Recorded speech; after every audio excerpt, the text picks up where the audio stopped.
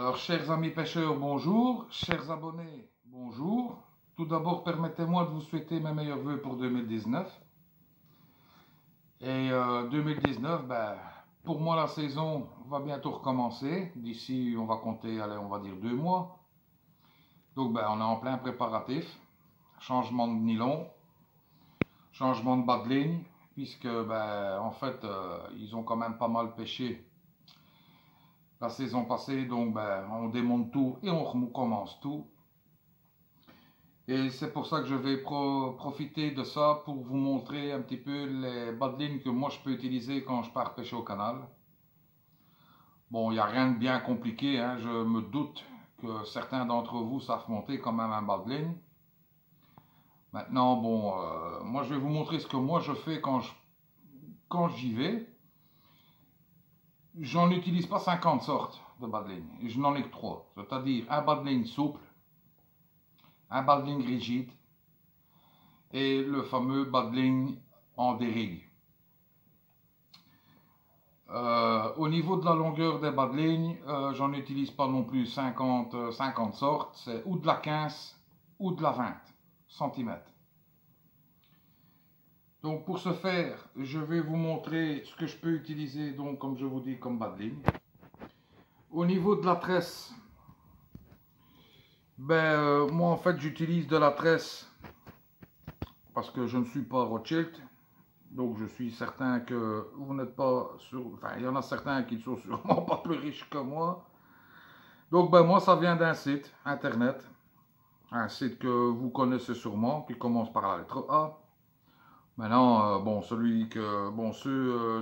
qui utilisent dans les grosses marques, ils utilisent dans les grosses marques. Mais moi en fait, cette tresse-là, que ce soit souple ou que ce soit rigide, je n'ai jamais eu aucun problème avec. Aucun. Ceci c'est de la 25 livres. J'ai de la 15 livres, j'ai de la 35 livres et croyez-moi, j'ai rien à leur dire. Donc alors on va commencer. Donc vous prenez un morceau de tresse d'une assez bonne longueur, parce que si vous voulez de la 20 cm et que vous coupez ça, forcément vous n'aurez jamais assez. Vous faites une boucle, une belle boucle. Il ne faut pas une boucle non plus de 10 cm. Hein. Comprenez bien que pour une bouillette de 16 mm, vous n'allez pas vous faire une boucle ainsi. Moi en fait, généralement, je fais ma taille de ma boucle par rapport forcément à la taille de mon hameçon, à la taille de ma bouillette. Pour que le nœud en fait reste dedans. Donc ça évite en fait que la bouillette remonte sur le cheveu, quoi. Et là, elle est coincée dedans. Donc vous faites une boucle, faites une belle boucle. Et puis, vous, je ne sais pas, moi j'utilise en fait ce petit engin très pratique, un petit anneau. Je vous montre, je vais vous dire franchement, oui, moi j'utilise ça. Maintenant, vous ne l'utilisez peut-être pas, vous faites peut-être autrement. Mais bon, encore une fois, moi je vous montre ce que moi je fais. Donc vous faites passer simplement le petit anneau sur votre tresse. Une fois que c'est fait, la seule chose qui vous reste à faire pour l'instant, regardez, il n'y a rien de chimo, vous faites un nœud. Mais vraiment un bête nœud. Hein, que vous ne serrez pas. Parce qu'en fait, il faut régler forcément votre bouillette par rapport à votre hameçon. Donc pour l'instant, voilà, ça donne ceci. Puis maintenant, ce que nous allons faire, c'est que nous allons faire un nœud sans nœud. Donc pour ce faire, je vais prendre un hameçon. Voilà. Je vais le faire passer simplement dans l'anneau. Donc jusque là, pour l'instant, je suppose qu'il n'y a rien de chinois. Et pour faire un nœud sans nœud, vous allez faire passer votre tresse de l'extérieur de l'hameçon vers l'intérieur de l'hameçon.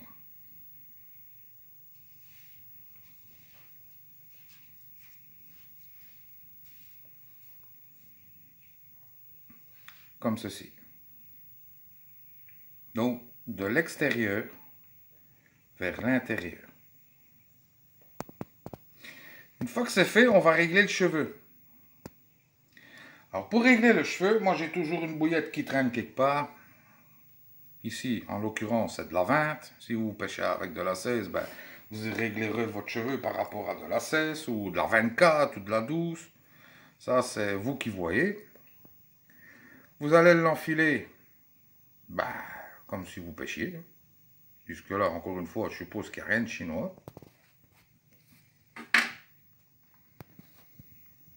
Un petit stop boule. Pour l'instant, voilà.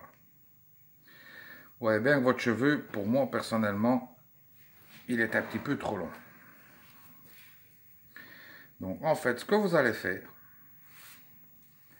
c'est que vous allez régler en tirant légèrement dessus jusqu'au moment où vous avez entre 5 et 7 mm. Vous allez tirer un petit peu dessus. Une fois que c'est fait, ben là vous pouvez serrer votre nœud. Voilà, vous avez ça comme ça. Jusque là, c'est bon. Maintenant, le petit anneau, moi en général, je le règle pour qu'il soit entre la pointe de l'hameçon et la courbure ici. Pour que, en fait, votre bouillette vienne s'aligner avec l'œillet de votre hameçon et la hampe de votre hameçon, pour que ça ne forme plus ou moins une ligne droite. Donc, vous venez le régler ici, plus ou moins, hein. Ça ne vient pas à 1 mm non plus. Hein. Une fois que c'est fait, vous venez le coincer. Vous prenez votre tresse et vous allez tourner 5 fois. Donc ça fait 1, 2, 3, 4, 5. Quand c'est fait, vous allez repasser de l'extérieur de l'hameçon, encore une fois, vers l'intérieur de votre bas de ligne. De votre hameçon, pardon. Ne faites pas le contraire, parce que je vais vous expliquer le pourquoi. Si vous faites le contraire, vous allez avoir votre bas de ligne, en fait, qui va faire ceci. La carpe aura beau engamer votre hameçon 50 fois, en fait, au lieu que votre hameçon se retourne pour aller dans la lèvre inférieure de votre poisson, ben à chaque fois, aura tout le crédit de pouvoir l'éjecter comme elle le veut. Donc, une fois que c'est fait, ben vous avez ça comme ceci. Entre guillemets, vous pouvez très bien aller pêcher avec un bas de ligne comme ça. Hein. Là, le bas de ligne, entre guillemets, ben, il est fini. Maintenant, n'oubliez pas, moi personnellement, ce que je fais, c'est que je mets une pointe de glu en fait sur le nœud et sur le nœud de l'anneau que je mets sur mon hameçon. Et si vous voulez le rendre encore plus agressif, il y a deux possibilités en fait. Ou vous prenez un morceau de gaine thermorétractable qu'on trouve dans les magasins d'électricité ou d'électronique ou dans votre magasin de bricolage qui est près de chez vous. On en trouve. Bon, le seul petit souci que moi j'ai trouvé, c'est que oui, d'accord, je ne vais pas cracher dans la soupe. Hein, je l'ai utilisé jusqu'à maintenant. Le seul problème, c'est qu'au bout de 1 ou 2 poissons, il faut réchauffer la gaine. S'il y a un peu de vent, votre briquet, ben voilà, vous risquez de brûler votre tresse, voilà, et puis il faut tout recommencer. Donc en fait, maintenant, on vend ce genre de petites choses, bien pratiques. Ce petit cône-ci, qui est déjà coudé. Et que l'avantage qu'il a, c'est que ben, vous pouvez prendre 10 carpes avec, il se remettra toujours dans le même état initial. Et ça, c'est intéressant. Forcément, moins de perte de temps. Et vous voulez simplement le loger ici. tranquille. Et vous avez ça comme ça. Regardez l'agressivité quand même maintenant de votre hameçon. Quand on parle d'agressivité, regardez comme ça se retourne, c'est affolant. Hein. Voilà. Donc ça, vous vous imaginez que c'est la lèvre inférieure de la carte. Voilà. Vous pouvez le faire 2-3 fois si vous voulez. Voilà quoi. Donc comme je vous ai dit, moi j'utilise un badling en général de 20 cm ou de 15 cm. Si vous voulez maintenant que votre badling soit totalement plaqué sur le fond, et je vais vous donner un truc. Moi je commence pas à utiliser les fameux petits stinkers là que ça s'achète, voilà. Je n'utilise déjà pas de lit de corps, j'utilise de la gaine plombée moi en fait. Et ben, on vous dit qu'il y a 2 mètres, et quand vous avez coupé, je sais pas moi, si vous faites des longueurs de 40 ou des longueurs de 50, de toute façon il vous reste toujours des petits morceaux comme ça, ou allez, on va dire ainsi. Et ce que je passe mon temps à faire, moi, c'est que je coupe des petits morceaux de 5 mm de cette gaine, que je viens enfiler sur le bas de ligne, et que je viens coller plus ou moins, ben, le premier à peu près à cette longueur-ci, et le deuxième un petit peu plus loin. Et croyez-moi, pour être plaqué, c'est plaqué. Faites l'expérience, c'est super plaqué. Donc, une fois que vous avez fait tout ça, en fait, ben, vous avez le bas de ligne fini.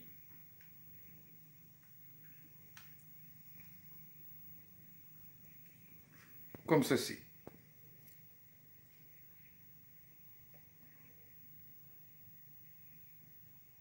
Encore une fois, il y aura des photos qui seront mises juste après, explicatifs aussi. Donc ben là, vous aurez peut-être plus le temps de regarder exactement le développement du bas de ligne quelquefois que j'aurais été trop vite. Et puis ben voilà. Donc ça, c'était pour le bas de ligne, en fait, pour le bas de ligne souple. Je vais préparer ce qu'il faut. Et je vais vous expliquer maintenant le bas de ligne, rigide. Allez, à tout de suite.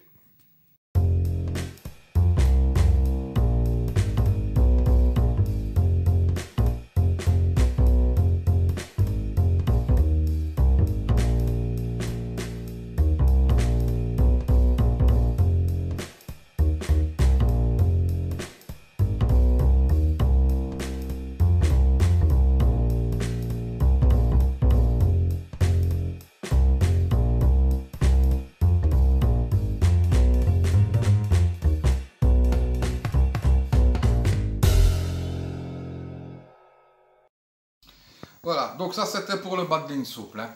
Maintenant on va attaquer le bas de ligne rigide. En fait, le bas de ligne rigide, quand on dit rigide, ben en fait c'est jamais que de la tresse gainée. La seule particularité en fait de la tresse gainée, c'est que ben, forcément, comme elle est rigide, au niveau des lancers appuyés, ben, votre montage, vous êtes entre guillemets certain qu'il sera pêchant une fois arrivé au fond. La seule particularité qu'il y a aussi, c'est que, voilà, elle est droite comme un i, du moins celle-ci. Ça, je vous expliquerai comment moi je fais aussi. Et alors, voilà, voilà où ce que ça, où ça devient un petit peu plus, on va dire technique, allez, je sais pas si c'est le terme approprié, c'est cette partie ici. La partie souple ici, en fait, elle sert à aider en fait l'hameçon à venir se loger dans la gueule de votre poisson. Alors, moi ici, en fait, les 3/4 du temps, ce que je fais, c'est que j'essaie toujours d'avoir entre, on va dire, 2 cm, 2 cm et demi. Donc le gainage est ici. Et jusqu'à, je vais dire, le début de votre cône ici, il y a entre 2 cm et 2 cm et demi. Donc ça reste plaqué sur le fond. Vous voyez que Il y a toujours les deux petits morceaux de gaine, comme je vous expliquais que je venais coller dessus. Et ça ici, ben, comme je vous ai dit, qui va venir aider à ce que votre hameçon vienne se retourner dans la gueule de votre poisson. Au niveau du montage de l'hameçon, ben, il n'y a rien qui change par rapport au bas de ligne souple. C'est exactement la même chose. Vous avez donc votre cheveu avec votre boucle, forcément. Vous avez toujours votre anneau, qui est toujours, si vous regardez bien, entre la pointe et la courbure de votre hameçon. Vous avez toujours votre nœud sans nœud. Et vous avez votre coude ici. Encore une fois, qui peut être de la gaine thermorétractable, hein, comme je vous ai dit. Alors, pour ce faire, pour avoir cette partie ici, en fait, ben, souple, jusqu'ici, je prends un appareil, qui doit être ici dans ma boîte. Le voici. Vous faites passer votre tresse dedans. Vous venez la coincer ici. Vous venez coincer avec votre doigt. Vous tirez dessus. Et votre tresse, elle va se dénuder toute seule. Ne me demandez pas son nom. J'ai oublié. Et je dénude en fait 14 cm.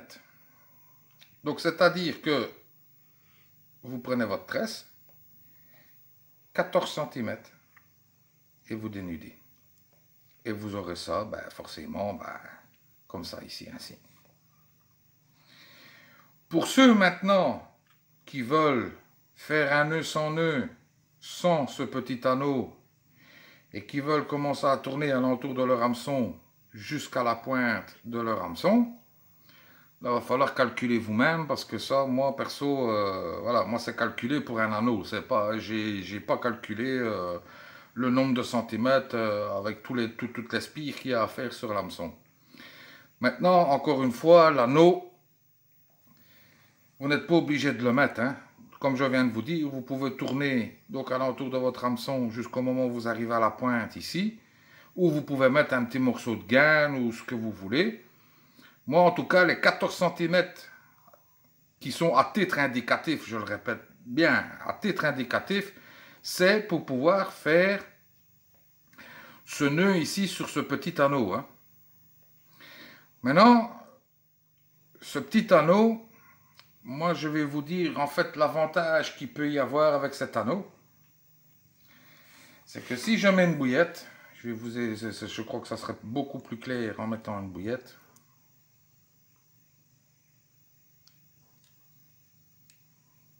Voilà.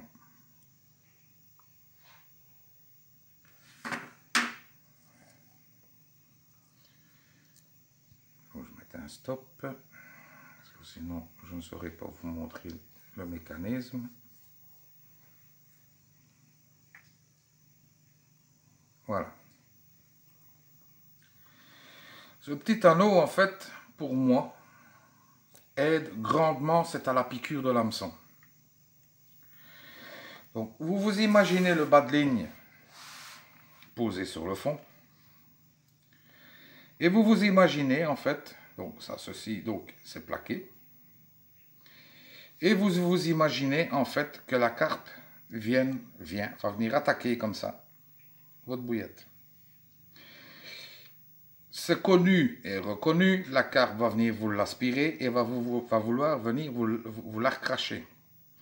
Au moment où la carpe va vouloir venir vous la recracher, ce qui va se passer, c'est qu'avec cet anneau, votre bouillette va venir faire contrepoids par rapport à votre hameçon. Donc tout ça part dans la gueule de la carpe. Elle va vouloir le recracher et regardez ce que ça va faire en fait. Le mécanisme. Je ne sais pas si on le voit bien. Voilà ce qui se passe. Donc, c'est-à-dire que l'hameçon, au départ, est comme ça dans la bouche de la carpe. Donc, elle l'a aspiré. L'hameçon se retrouve comme ceci. Et au moment où l'hameçon se retourne, qu'elle va vouloir recracher, là, ce qui se passe. Crac. Bon, mon doigt, forcément, est beaucoup plus dur qu'une bouche de carpe. Donc, c'est pas facile à vous montrer. Mais en fait, voilà, je vous dis, le mécanisme, voilà ce qu'il donne. Ça donne ça. Donc, regardez, ici, en fait, ça vous fait contrepoids par rapport à la bouche de la carpe. Clac. Ce qui va déjà grandement, ce qui va grandement déjà faciliter à la piqûre. Puis vous vous imaginez, encore une fois, que votre badling est comme ça. Votre plomb se retrouve là où sont mes deux doigts. Au moment où elle va tirer, forcément, vous avez en fait 2 points de piqûre, en fait. Et ça, je trouve ça génial. Maintenant, le badling ici, c'est pas moi qui l'ai inventé. Hein. Je vous le dis direct. Maintenant, pour ce qui concerne la tresse gainée,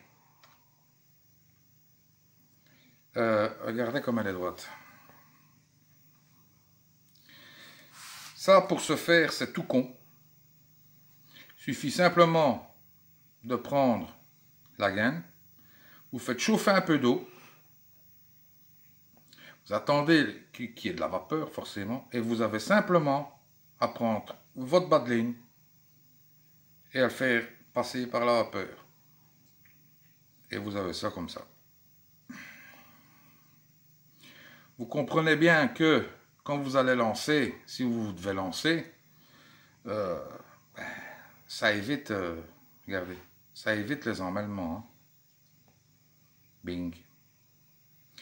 Bon, de temps en temps, au bout de 1 ou 2 poissons, forcément, il faut la repasser de temps en temps un petit peu à la vapeur. Ça va vous prendre 10 secondes. Donc, je pense que j'ai fait le tour du badling gainé, enfin du badling rigide. Maintenant, vous pouvez toujours faire un rigide avec du nylon, hein. Ça, c'est pas interdit, mais bon, le nylon, le problème, c'est que vous allez avoir du nylon jusque-là, donc vous avez tout votre badling rigide. Et là, c'est un autre procédé, en fait, à faire un cheveu souple, ici et là. Bon, moi, ça m'a jamais rien apporté grand-chose. Ça, j'ai pêché quasi toute la saison avec ça. Avec celui-ci. Et je vais vous dire clairement, je n'ai même pas souvenance d'avoir une décroche cette année. Donc, je vais préparer ce qu'il vous faut. Et on va attaquer le fameux montage des rigs.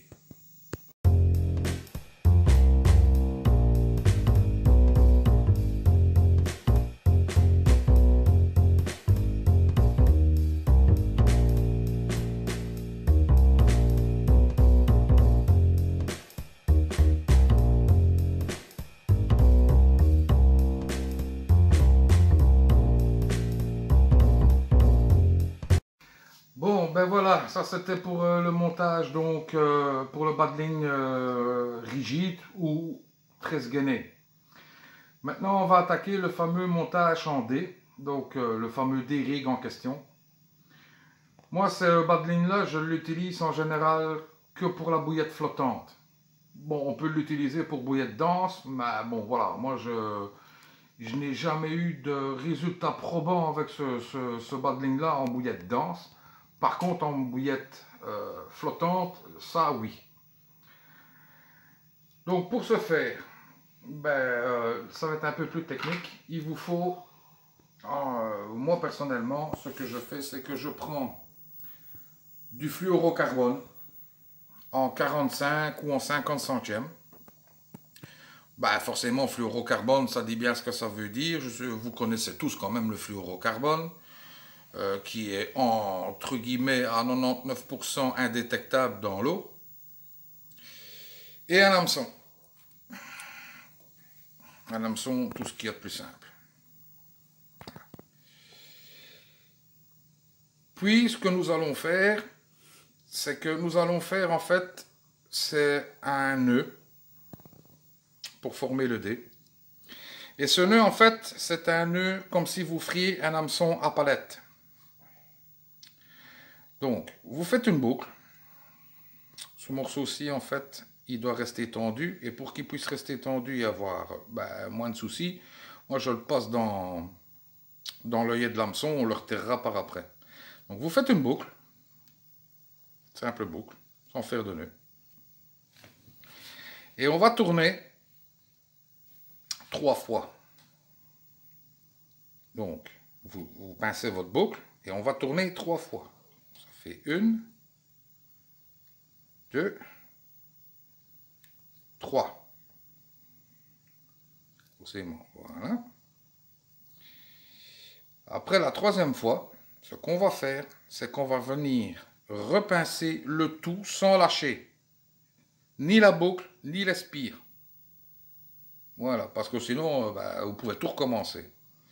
Et on va repasser dans la boucle qu'on vient de faire.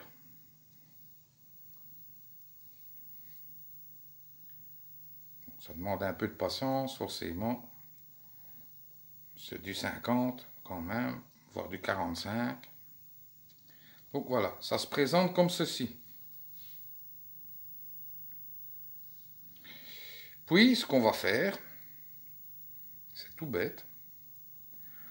On va donc retirer le morceau ici de l'œillet et on va serrer tout doucement.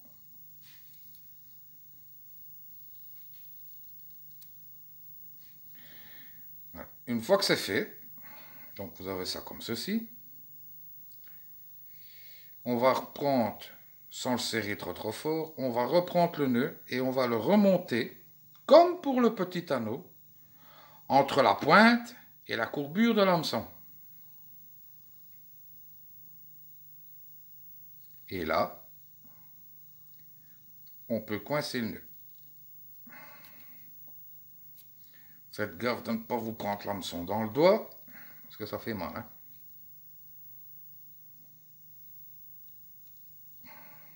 Voilà. Donc vous avez ça comme ceci. Une fois que c'est fait, vous regardez toujours à ce que ce brin-ci reste bien aligné par rapport à l'œillet de votre hameçon, parce que c'est super important. Ce morceau-ci, on va pouvoir le couper, parce qu'on n'en a plus besoin. Voilà. Alors maintenant, une fois que vous avez ça comme ceci, vous allez reprendre un petit anneau. Ils sont en train de se dire qu'on tout dit des anneaux. Ah bon, c'est pas moi qui les ai inventés, les bas de ligne. Hein. Voilà. Et vous allez repasser ce morceau de fil-ci, donc le morceau de nylon, dans l'œillet de votre hameçon.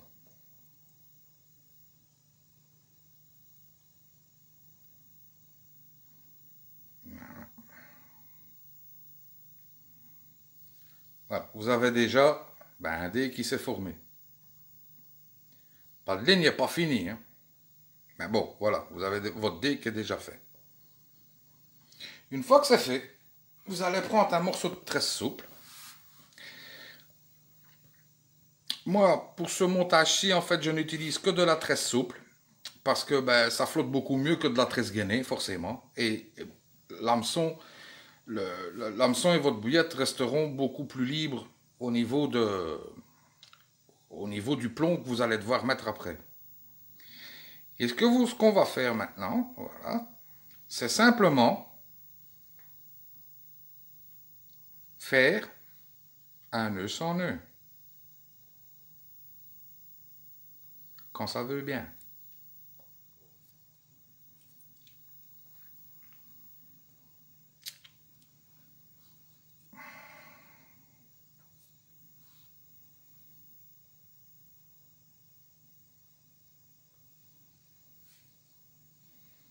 Voilà. Donc vous prenez votre nylon avec votre tresse et nous allons simplement tourner en emprisonnant le nylon 5 fois, comme d'habitude.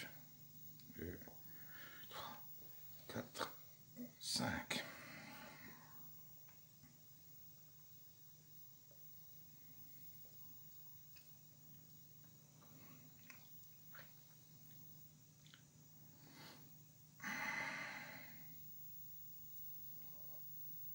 Bon, c'est un petit jeu de patience, hein.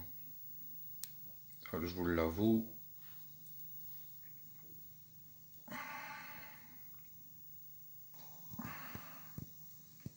Donc voilà, un nœud sans nœud. Pour pouvoir emprisonner justement donc votre nylon avec votre tresse. Donc l'excédent de tresse que vous avez ici, ben, on n'en a plus besoin. On va le couper, forcément. Faites gaffe à ne pas couper le nylon avec.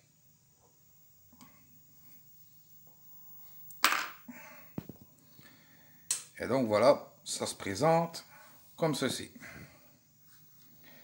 Alors, le morceau de nylon ici, il ne faut pas le couper à rase, hein, parce que je vais vous expliquer le pourquoi.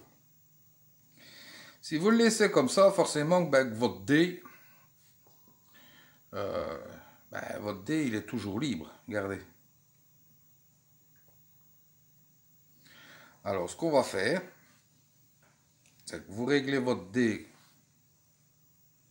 comme vous voulez. Moi, je le règle en général plus ou moins, voilà, comme ça. On va le couper en laissant à peu près, on va dire 5 mm.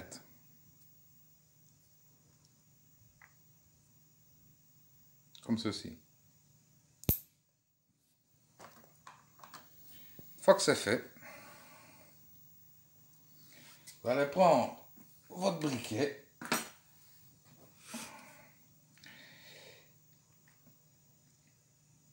Vous allez faire, en faisant gaffe bien sûr, de ne pas brûler la tresse. Sinon, vous pouvez tout recommencer aussi. Et vous allez venir ici former une petite boule. Regardez, ça se forme tout seul. Une fois que c'est fait, voilà. Et votre dé, là, il est coincé. Il ne bougera plus.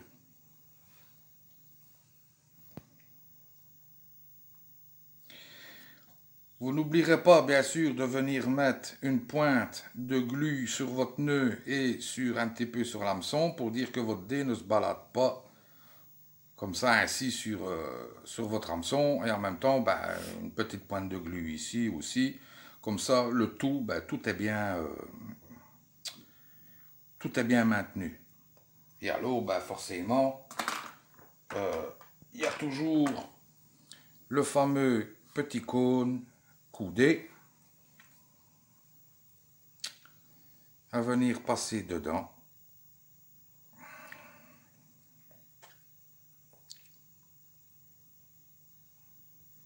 Ça, pour ça, ça change pas.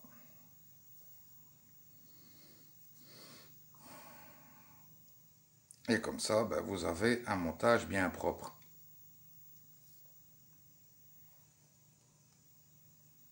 Voilà. Les deux morceaux de gaine aussi, pour pas changer, ici, hein, toujours pour que ça soit bien plaqué. Et alors, ben, forcément que vous viendrez mettre une chevrotine ou de la pâte plombée, ça c'est vous qui voyez.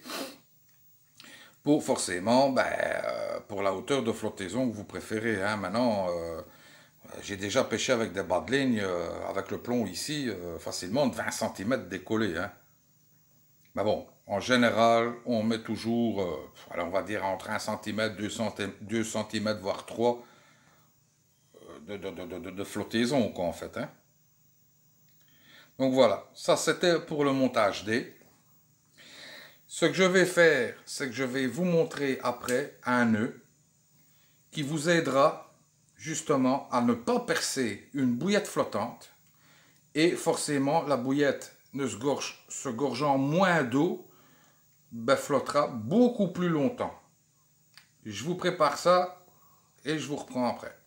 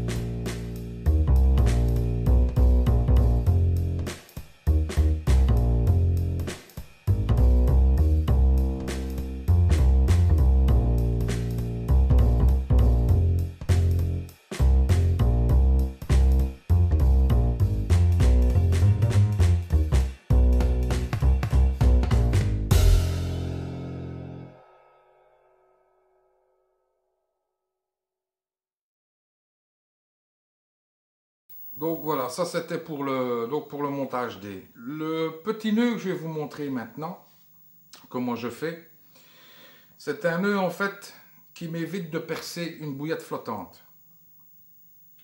Je ne sais pas si vous connaissez ou si vous l'avez déjà utilisé. Bon, en tout cas, ben, ça fait des années et des années que j'utilise ce nœud-là et j'ai jamais eu de problème avec. Donc, ce nœud-là, en fait, c'est pour vous éviter de percer une bouillette flottante et forcément, qui dit ne pas percer ne se gorgera pas d'eau, donc flottera beaucoup plus longtemps.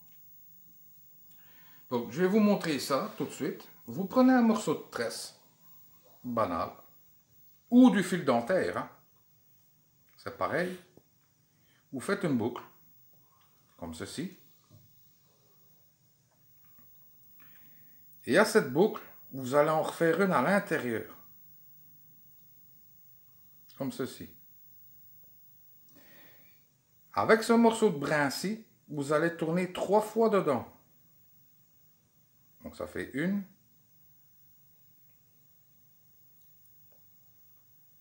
2,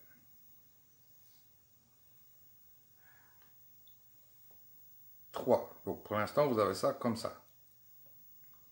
Vous allez tirer doucement dessus. Et voilà, votre nœud il est fait. Vous allez me dire, ouais, mais c'est pour de la grosse bouillette. Ben non. Ce morceau de brin-ci, en fait, il coulisse sur le nœud. Regardez.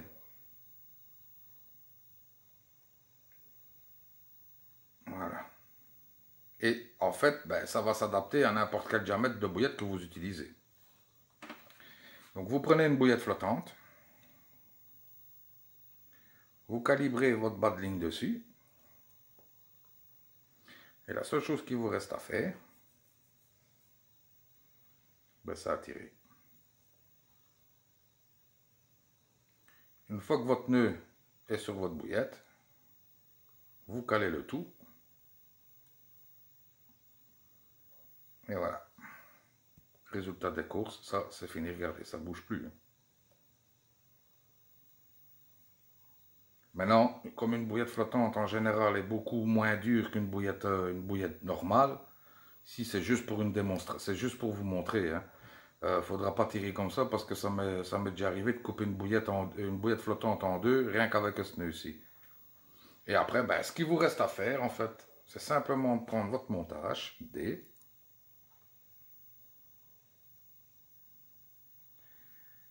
de prendre votre morceau de tresse,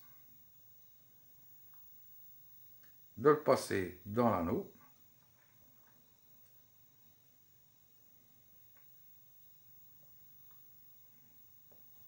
vous pouvez lâcher, et vous faites enfin moi généralement je fais 4 tours. Donc, voilà. C'est des bêtes nœuds, hein, c'est pas encore...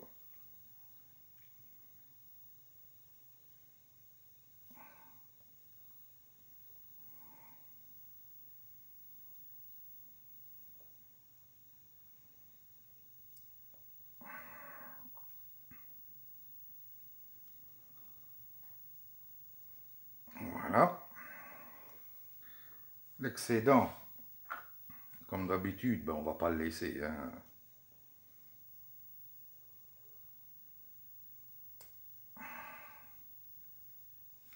Voilà. Un petit point de colle ici si vous voulez vous assurer que le nœud ne se défera pas. Et vous avez ça comme ceci. Donc vous voyez que ça coulisse très bien sur le dé, sur le nylon, pardon, le dé. Et vous avez ça qui va se présenter donc comme ça avec votre plomb sur le fond. Et votre bouillette, ben forcément, ben, votre bouillette, là, vous pouvez être certain que ça ne bougera pas.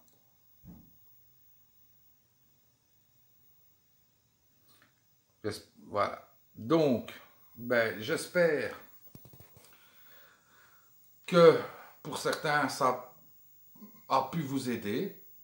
Maintenant, encore une fois, je suppose que vous savez tous monter un bas de ligne, mais enfin, bon, ben voilà.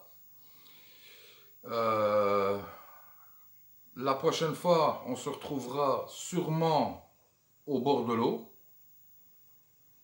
D'ici là, ben encore une fois, je vous souhaite le meilleur pour 2019. Et je vous dis à la prochaine. Allez, ciao, ciao, merci.